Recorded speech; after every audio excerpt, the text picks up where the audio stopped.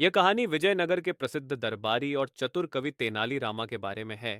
एक रात तेनाली रामा को सपना आता है जिसमें माँ काली उनके सामने प्रकट होती है। माँ काली कहती हैं, पुत्र, मेरा समय अब पूरा हो गया है। मैं विजयनगर छोड़कर जा रही हूँ क्योंकि मैं कृष्णदेव राय के पूर्वजों के समय से यहाँ स्थित हूँ। अब मेरे जाने का समय आ गया है।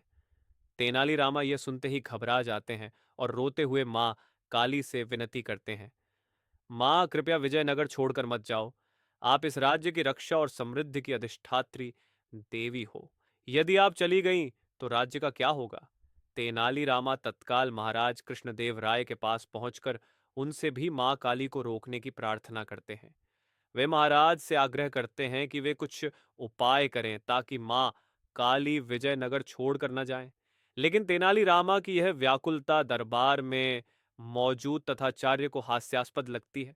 वे महाराज से कहते हैं कि तेनाली रामा विक्षिप्त हो गए हैं और दरबार में उनकी इस मूर्खता के लिए उन्हें दंडित किया जाए।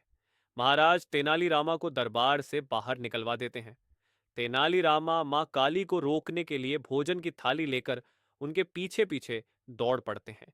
वे विजयनगर के मुख्य द्वार पर पहुंचकर वहीं लेट जाते हैं और रोते हुए कहते हैं, माँ आप मुझे छोड़कर नहीं जा सकती। माँ काली करुणा से भर जाती हैं और कहती हैं, पुत्र, मेरा समय पूरा हो चुका है, मुझे जाने दो।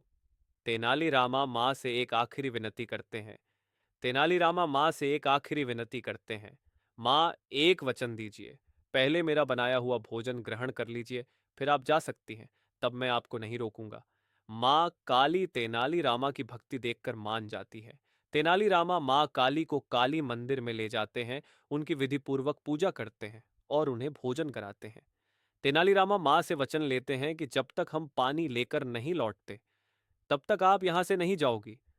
मैं वचन देती हूँ पुत्र। लेकिन तेनालीरामा का दिल अब भी बेचैन था। वह सोचते हैं कि यदि मैं पानी लेकर नहीं जाऊंगा तब तक माँ काली यहां से नहीं जाएंगी। उन्होंने ठान लिया कि यदि वे अपने प्राण त्याग देंगे तो माँ काली हमेशा के लिए विजयनगर में रह जाएंगी।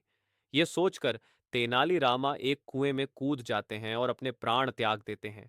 माँ काली यह देखकर बहुत दुखी होती हैं। वे प्रकट होकर कहती हैं, पुत्र, तुमने मुझे रोकने के लिए अपने प्राण दे दिए। यह उचित नहीं था। तुमने अपनी निस्वार्थ भक्ति से मुझे वश में कर लिया है। अब मैं 40 साल तक विजयनगर को छोड़कर नहीं जाऊंगी। तेनालीरामा के प्राण त्यागने के बाद माँ काली उनकी भक्ति और समर्पण से अत्यंत प्रसन्न होती है। वे प्रकट होकर तेनालीरामा को जीवन दान देती हैं और कहती हैं, पुत्र, तुम्हारी आयु अब भी समाप्त नहीं हुई है। तुम्हें विजयनगर और महाराज कृष्णदेव राय की सेवा में अभी बहुत कार्य करने हैं। तुम्हारी चतुराई और विवेक की दरबार में बहुत आवश्यकता है। माँ काली का आशीर्वाद पाकर तेनालीरामा फिर से जीवित हो जाते हैं। वे माँ के चरणों में नतमस्तक होकर उनका धन्यवाद करते हैं। माँ काली उन्हें आशीर्वाद देकर अदृश्य हो जाती है।